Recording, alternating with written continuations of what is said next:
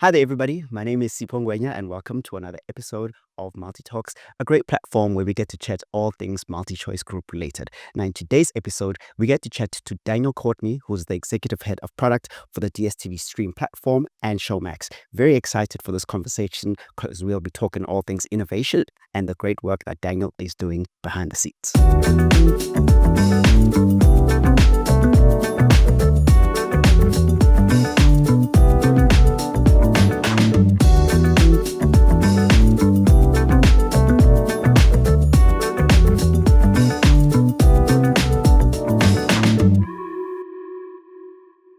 Daniel, welcome to MultiTalks. Thank you. Thanks for joining us, brother. Excited for this conversation today because it's all things technology, and you as the guy who is now responsible for product for MultiChoice Group. But before we get into that, just for our viewers who may not know who you are, what you're all about, please just introduce yourself. Yeah, Daniel Courtenay. I'm first and foremost a husband and a father to a little busy 20-month-old girl. And I guess I'm a digital native. I've been in this digital sort of game for, I don't know, I'd say probably 15 or so years. Started out in the ad network world, which was still quite manual back then. I was actually doing real work. We had to manually vet ads and say whether we could let them onto the ad network or not. So those were the fun old days. We even had a whole dev team. Now you just buy off the shelf tech. Back then it was like 100 people working in a room somewhere trying to fix things. Yeah, and that sort of quickly evolved. I worked at Mixit for a little bit. We set up their ad network. We were one of the first people that integrated technology into their world, into their sort of analog world, if you will. So that some of the guys, they might get a bit bleak if we called it analog. And then we were able to programmatically sell advertising across the Mixit platform. And that was fun for a long time. Anyway, that evolved into doing some of my own stuff for a couple of years, most of my 30s. In fact, learned a huge amount on both the buy and the sell sides of the digital marketing ecosystem. So from a publisher perspective, monetizing inventory, learning all about data and audiences like at its infancy, when that was still quite fresh. And then just before joining the business, I'd been running my business for about 6 or 7 years. We then co-funded something else, and which we almost sold to MultiChoice, funnily enough. And the rest is history. I've been here since 2020. During COVID, I was just telling you I was a COVID intake, which was fun. Lots of on camera, but no pictures kind of stuff for the first, feels like 6 months or 12 months. And just getting to know people by voice and having to build relationships that way, I think it's kind of set up my career in this organization, because you had to work really hard at fostering relationships. You couldn't just go and have a conversation with someone over a coffee in person or whatever. And you were 5 years down the road. That's quite crazy to think about, right? For someone to start at a huge organization like MultiChoice during COVID. What is the transition like for you? It was interesting because I had obviously come from basically most of the 10 years before that kind of doing my own thing. And even when I was working in companies, it was always remote. The ad network, for example, was based in Singapore, so we were running a very small satellite office. So to go from that kind of environment into big corporates is in and of itself quite a big transition. And then to compound that with COVID and the fact that, you don't know anyone, you're trying to figure out the business and how it works. Let's be honest, we work in a fairly complex environment, right? Yes, for anybody. So it wasn't easy, but like I said, rooted in relationships. So rooted in really getting to know what people were doing, how what they were doing functioned, and how it intersected and worked with kind of what you were up to. Crazy learning experience. I actually, in hindsight, probably wouldn't have done it any other way. Yeah. And the journey's been fun ever since. The journey's been amazing. I mean, it's been an interesting evolution, right? I came in as on contract. I was an ISP, digital transformation lead. So my job was to come in and work with the DMS team and figure out what we were doing in terms of ad revenue and how we were optimizing some of our owned and operated platforms. So could we squeeze any more revenue out of those spaces? and then quickly shifted into a digital marketing role, which was focused on Africa, which ultimately kind of expanded into SA and Supersport and GE. So lots of learnings along the way, working very, very closely with the Africa team, always like evolving, right? I don't think you can ever learn this business in its entirety. Then took on a little bit of innovation into the same role. And then I was really fortunate that when Mark wanted to relaunch Stream, kind of put my hand up and I was like, I love this product, give me a shot, in the context really of just the go-to-market piece. So I thought I'd just be coming in and doing some of the marketing and working on the creative side of it, which I would have been quite happy with.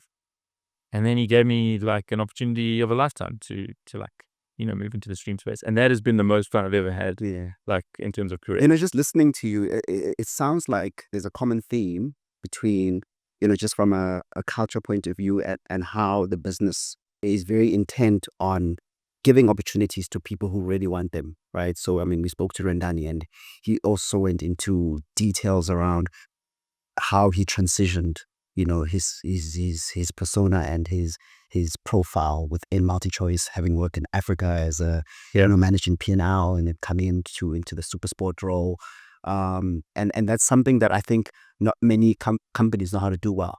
Taking care of your really great talent. Absolutely. I mean, I see it every day, right? It always feels to me like there are two kinds of people. There are people that will thrive in an environment like this, and there are people that typically won't. You can kind of pick them out quite quickly. But if you want to thrive in an environment like this, and you are proactive and you put your hand up, you will succeed.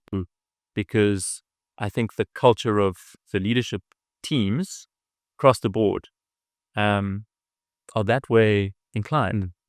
You'll notice that kind of talent, you'll support that kind of talent, and you'll encourage it, nurture it, give it an opportunity to fly. That's been my experience in this business, and it's been unique to like anywhere else that I've been exposed to. It's one of the things I love the most about MultiChoice. Now, look, I'm no HR specialist or a business coach or anything, but Me neither. listening to, but on the real though, listening to you talk around your journey, right? You sound like someone who's like a self-starter to me, like I can almost say like an entrepreneur.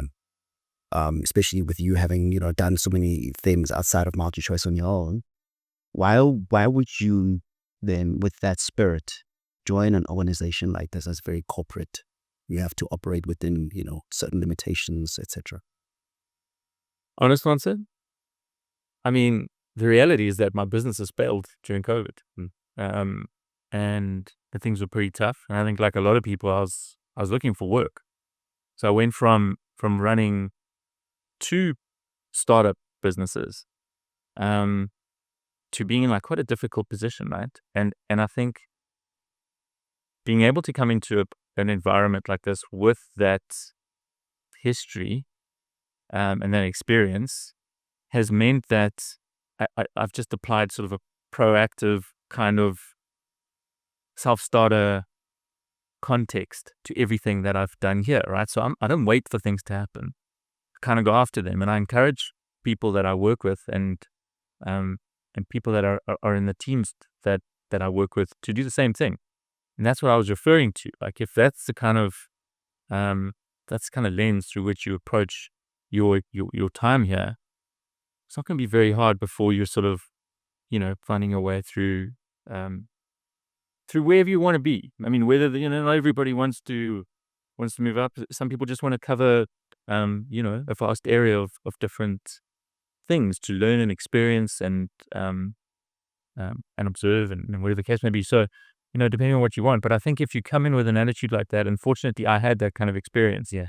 I'm also fortunate, and again, to the earlier point, I think that MultiChoice as a big corporate has really delivered for someone that has got my background. You know what I mean? I don't feel stifled. I don't feel like I'm stuck in a cloud of bureaucracy. I feel like there's a way to do stuff, and we encourage it, right? We have to keep moving really, really quickly, especially in a world like ours, because as we know, if we don't, we're going to get left behind. Nobody wants that. So let's go, deeper into that conversation around our products for our customers, right? So we are a content business, right? And we've got the linear business, which has been our strength for the longest time, and arguably still our biggest, capability. And then we then have the digital services, right, from a content side, which is DStv Stream, and then we also have Showmax. Now, as a customer, when you've got all these three different products, being marketed at you, what are the trade-offs that people have to do between choosing, those three and differentiating? Why should I have DStv Stream versus someone who says I'm a bit cash strapped, let me rather go for a Showmax? What would I be losing out on from a customer experience point of view? Yeah, I wouldn't look at it from a what am I compromising to have one or the other. The way that the business is set up is the DStv traditional product, the box and satellite dish product, is still an incredible product, right? It's the most stable product. It gives customers what they want. It's tried and tested. It's stable, and it still does incredibly well for our business, right? For somebody that doesn't want a dish, doesn't want a decoder in their home, and potentially wants to drop in and out, they can get Stream. So that is an internet connection. It's exactly the same sort of content proposition. It has a stack of features of its own that the DTH product today might not have, right? So it's not different in terms of the content proposition, but in the way that you're consuming it, it's different. And you've also got to take into account that a DTH customer gets given access to Stream for free.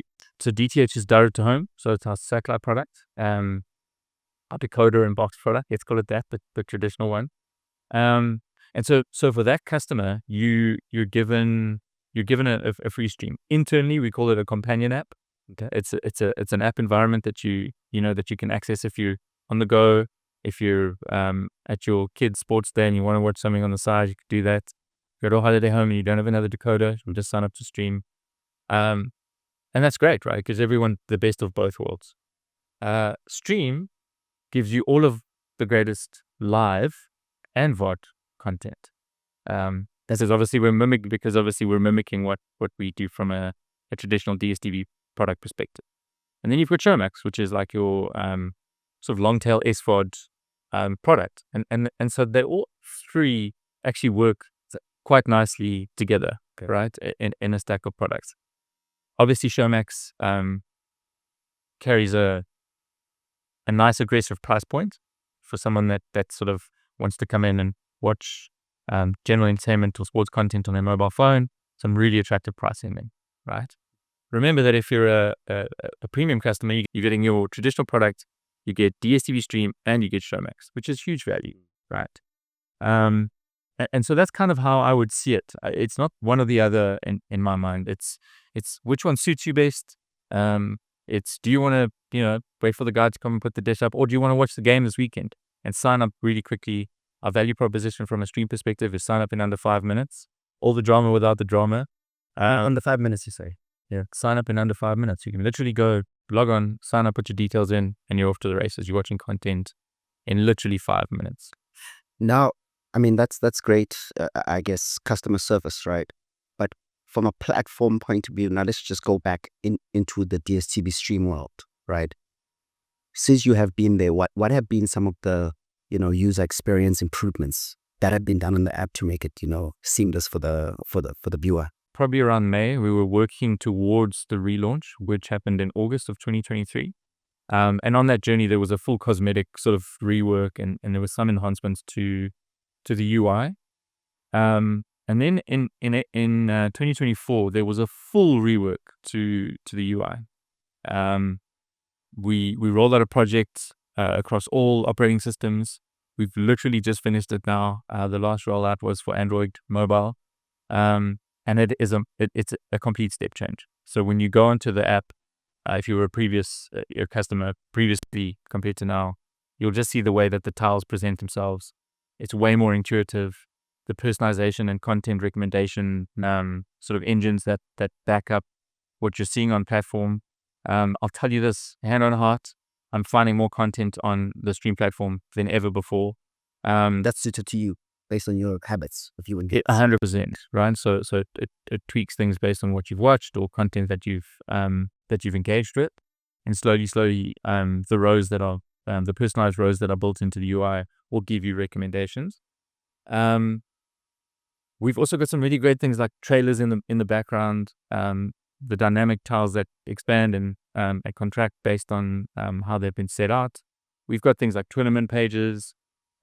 We've just launched a cast and crew update, which is really awesome. So what is that? What you're getting more information on the cast and crew in a particular piece of content, for example. Okay. So that's like a metadata enhancement. Something that's really exciting is watch from start. That I use almost every single weekend. So if I'm watching, when you do it with streaming, it is streaming. So you've got your PVR functionality on some of your more high-end coders, but we've launched cloud PVR and watch from start on stream. So this weekend, for example, if you woke up a little bit late for the Drickers du Plessis fight on Sunday morning, you could watch it quite early. You could literally click a button, watch from start, it will go straight back to the beginning of that event. That for me, from a customer point of view, is the best thing, because that used to be a huge frustration of me, like, they're consuming that product, right? I used to realize, why can't I just go back?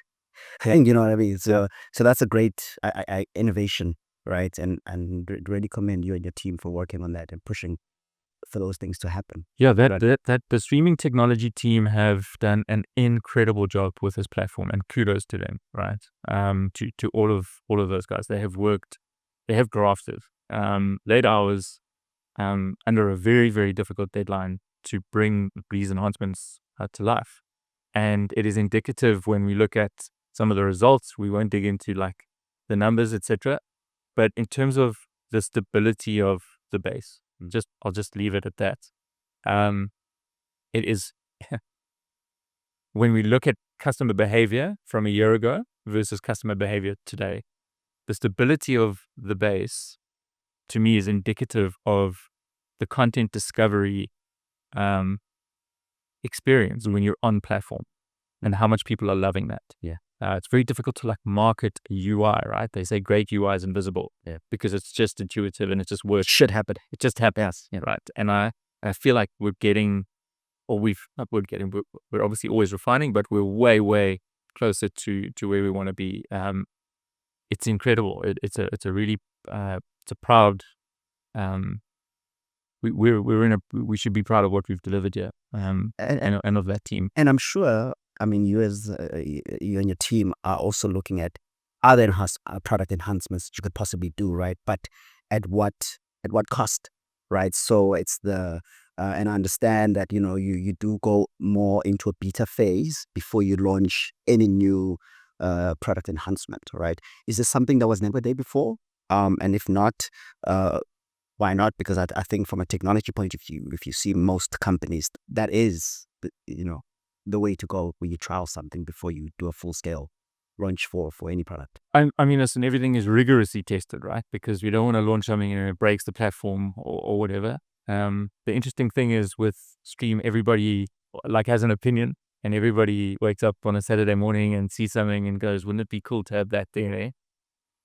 We're in quite an interesting way of working. So yes, that happens, and yes, we can speak to our teams on the technology side and go, geez guys, what about this? And the great thing is, like, the way that we've the rhythm that we found is always like, they're as excited about this as everyone else in the business is.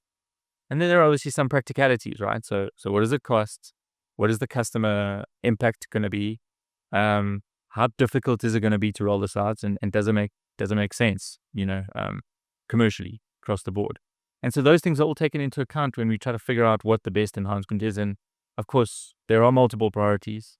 The cosmetic stuff, the UI stuff, and the stuff that makes customers feel good needs to be, equally weighed up with the stuff that you're looking at from a stability perspective as well, because you can do all this beautiful stuff, but if the platform keeps bombing, it doesn't work.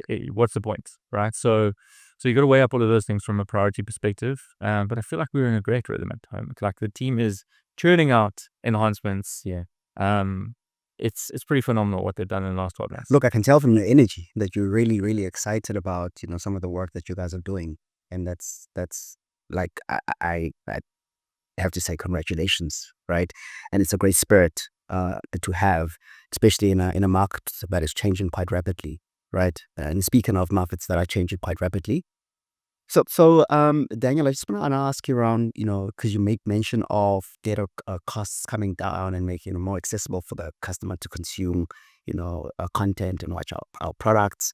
Then you also, allude to partnerships. So how have our partnerships, played their part in terms of also trying to, drive the cost down for the customer, as what they call it, democratizing content? I mean, obviously, as a streaming organization, both on the Showmax side and for DStv Stream, they're like relatively new businesses. I mean, Showmax has been around for 10 years, but Showmax 2.0 was launched beginning of last year, right? And obviously, and Stream also, not the DStv Stream in its current form, not that long before then. So we've got to scale these businesses. We've got to get them to market. We've got to tell people about them. We've got to educate the market. So like you can tell people about something, but how does it work? And where does it, like you asked me earlier, where does it fit into into sort of the, I don't know, the funnel of what I want to watch? And so partnerships are a great way for us to scale by using their current infrastructure or their customer bases, by us finding a middle ground to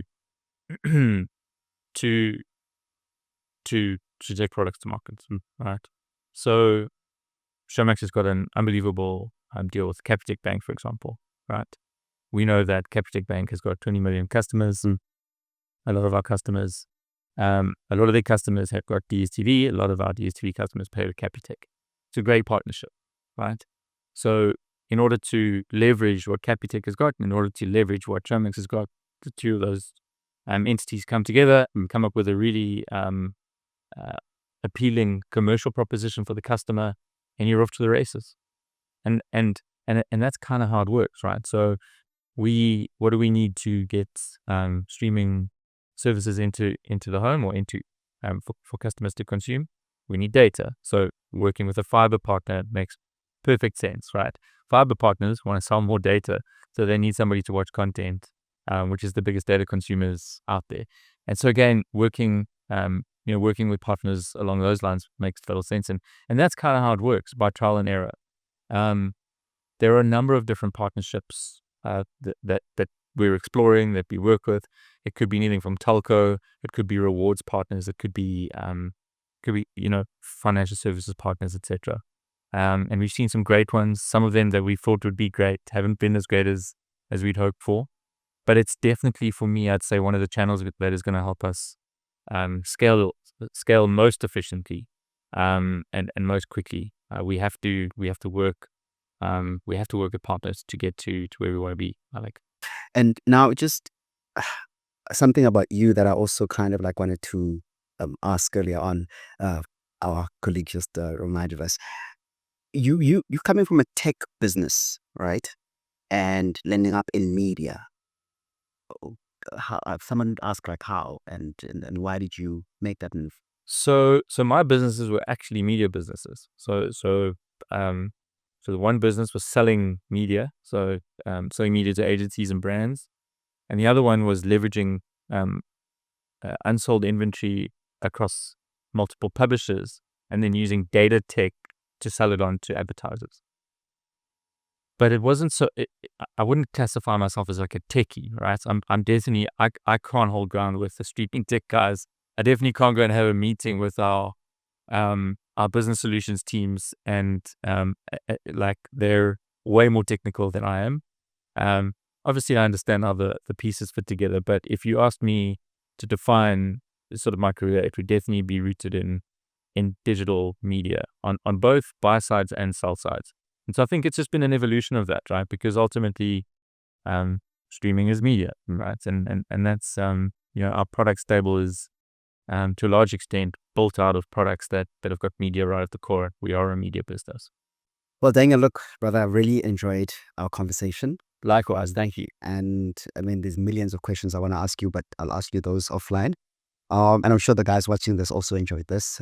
So thank you for your time. Thank you. But before we end this conversation, there's something that I always ask our guests, which is really just about, that other Daniel watching the show right now, saying to themselves, you know what, I actually want to make the leap and join a tech business like MultiChoice, focusing on content.